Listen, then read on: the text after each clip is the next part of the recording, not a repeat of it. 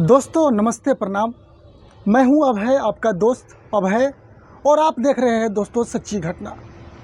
आज जो कहानी मैं आपको दोस्तों सुनाने जा रहा हूं, कसम से आपको भी दिल दहला देगी।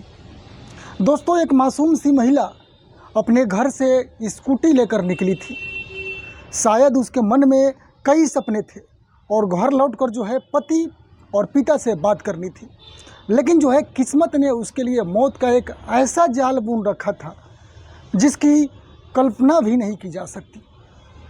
दोस्तों ज़रा सोचिए, एक लड़की स्कूटी से घर से निकलती है, रास्ते में जो है कुछ दबंग किस्म के लोग जो है उसे घेर लेते हैं और फिर उसी पर पेट्रोल छिड़क कर और आग लगा देते हैं। चारों तरफ चीखे, दर्द और जलती हुई दरिंदगी। दोस्तों ये कोई फिल्म का दृश्य नहीं, बल्कि ये हकीकत है उस घटना की जहां उत्तर प्रदेश के फर्रुखाबाद ज़िले में हुई। दोस्तों अब ये सवाल उठता है कि आखिर एक महिला की इतनी निर्मम हत्या क्यों की गई? उसके पीछे कौन था? किस बात का बदला लिया जा रहा था? और मरते मरते उसने अपने पिता को कौन सा राज बताया जिसने सबको हिला कर रख दिया? दोस्तों कहानी शुरू होती है फर्रुखाबाद के एक छोटे से गांव से।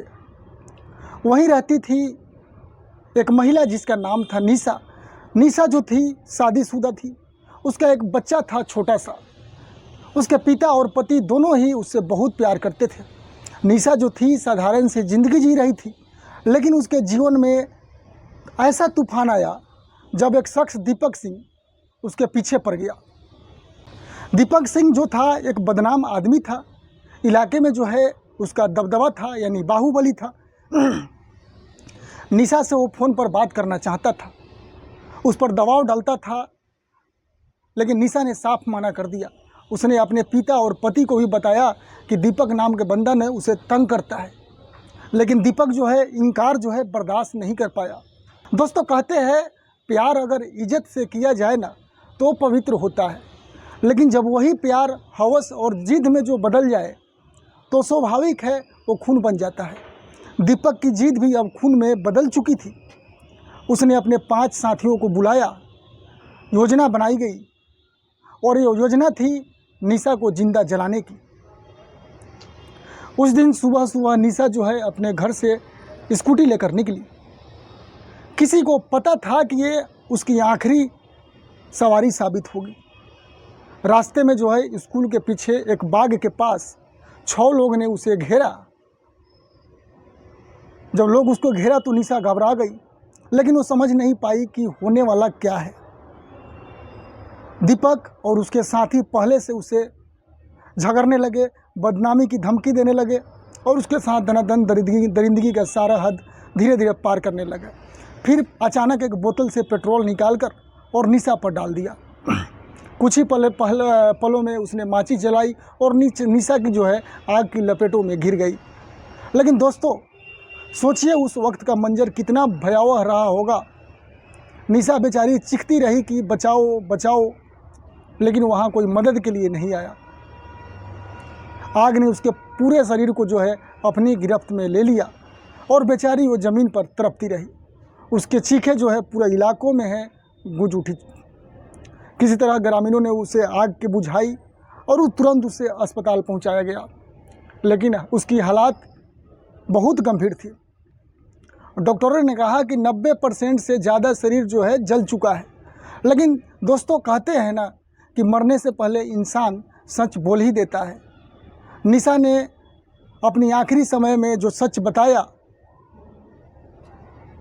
उसने कांपते हुए अपने पिता का हाथ पकड़कर कहा कि पापा ये सब दीपक सिंह ने किया है। पहले से भी दीपक सिंह हमारे ऊपर गंदी नज़र रखते थे। वो मुझे फ़ोन पर बात करने के लिए मजबूर करता था। जब मैंने मना किया तो उसने अपने 5 साथियों के साथ मिलकर और मुझे जला दिया।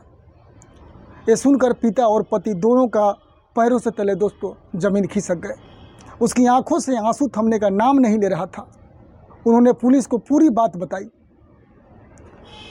लेकिन पुलिस तुरंत जो है इस केस को एक्शन में लिया और जो 6 आरोपी थे उसको गिरफ्तार किया और मुकदमा दर्ज किया। दीपक सिंह का जो मुख्य आरोपी बनाया गया, पूरा गांव जो है सदमे में था। लोग कह रहे थे आखिर इंसान कितनी नीचता पर उतर सकता है महज 2 मिनट के हवस के चक्कर में। तो दोस्तों, ये सिर्फ एक हत्या ही नहीं थी, बल्कि ये समाज के लिए एक बड़ा सवाल था। क्या एक महिला को सिर्फ इसलिए मौत के हवाले कर दिया जाए क्योंकि उसने किसी की गलत चाहत को ठुकरा दिया? क्या हमारी बेटियां, हमारी बहुआ अभी भी सुरक्षित नहीं है? सोचिए, निशा ने आखिरी सांस तक इंसान की गुहार लगाई। उसने साफ नाम लिया कि उसे किसने जलाया। उसकी आवाज़ अब समाज के लिए एक चेतावनी है कि अगर ऐसे गुनाहगारों को सख्त सज़ा न मिली तो और भी बेटियां इसी तरह जो है तड़प के मरती रहेगी। आज उसके पिता और पति का जो है हाल ये है कि सारे लोग सदमे में हैं। उनकी आंखों में जो है सिर्फ वो मंजर घूमता है जब निशा आग में जल रही थी।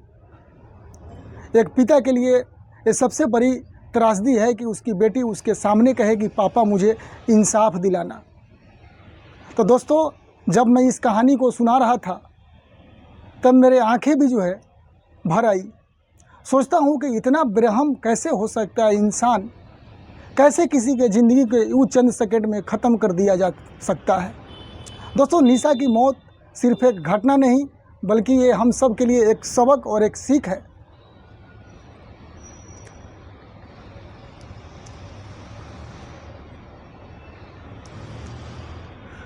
दोस्तों, सामाजिक संदेश जो हमें ये देती है कि हमें अपने बेटियों को सिर्फ किताबों की पढ़ाई ही नहीं बल्कि कानून की भी जानकारी देनी चाहिए। हमें उन्हें ये ताकत देनी चाहिए कि अगर कोई उन्हें तंग करे तो वो बिना डरे आवाज़ उठा सके, और हमें समाज को, परिवार को हमेशा उनके साथ खड़ा रहना होगा। दोस्तों, आज अगर हम चुप रहे तो कल कोई और बेटी, बहन या पत्नी इस तरह जिंदा जलाई जाएगी। तो दोस्तों, ये थी फर्रुखाबाद की वो सच्ची घटना जिसने पूरे देश को हिला कर रख दिया। दोस्तों, आपको क्या लगता है, क्या ऐसे गुनाहगारों को फांसी होनी चाहिए या उन्हें ऐसी सज़ा मिले कि पूरी ज़िंदगी जेल में सड़ते रहे? दोस्तों, अपनी राय कमेंट बॉक्स में ज़रूर बताइएगा। मैं हूं अभय और आप देख रहे थे दोस्तों सच्ची घटना। फिर मिलेंगे एक नई सच्ची घटना के साथ। तब तक अपना और अपने परिवार को ख्याल रखें। नमस्ते, प्रणाम, धन्यवाद।